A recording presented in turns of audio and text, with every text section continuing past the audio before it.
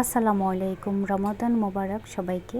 আজকে আমি বিটরুটের পাকোড়া করব। বিটরুটের পাকোড়াটা শুধুমাত্র বিটরুট দিয়েও করা যাবে, কিন্তু আমি আরও বেশি স্বাদ বাড়ানোর জন্য ধনিয়া পাতা ব্লেন্ড করে নিয়েছি।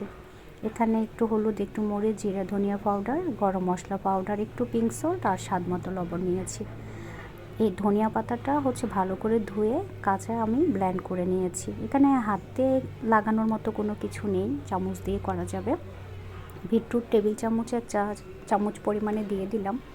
এরপর মিক্স ওয়েল করে নিব। শুধুমাত্র বিটরুটের পাউডার দিয়েও পাকোড়া করতে পারেন। বিটরুটের পাউডার বলেন, ধনিয়া পাতা বলেন, এগুলো কিন্তু আমাদের স্বাস্থ্যের পক্ষে অনেক বেশি হেল্পফুল।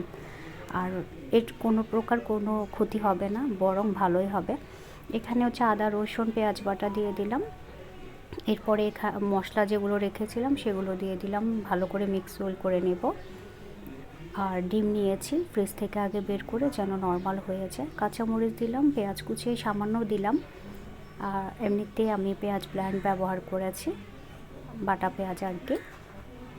বিটরুটের পাউডার দিয়ে কিন্তু আপনি রুটি, পরোটা সব কিছুই করে খেতে পারেন। আর রুটি পরোটা যেখানে খেতে পারেন সেখানে পাকোড়া কেন নয়।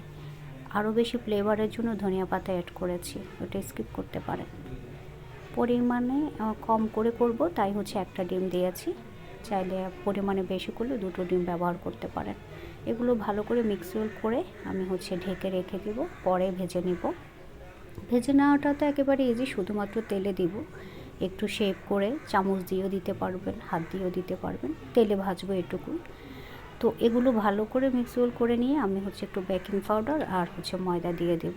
আজকে আমি বেসন ব্যবহার করব না, বেসন পাউডার ইচ্ছে করে স্কিপ করেছি। চাইলে বেসন পাউডার অ্যাড করতে পারেন। আটা, ময়দা সকল কিছু দিয়ে এই পাকোড়া করা যায়।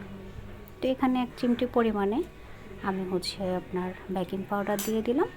এরপর আমি ময়দা দিয়ে দেবো 1 কাপ পরিমাণে। এতটা টেস্টি হয়, না খেলে মিস করবেন। দেখতে ইনগ্রেডিয়েন্টসগুলো কেমন দেখাচ্ছে, কিন্তু খেতে কয়েকটা সেকেন্ডের লাগবে না শেষ হতে।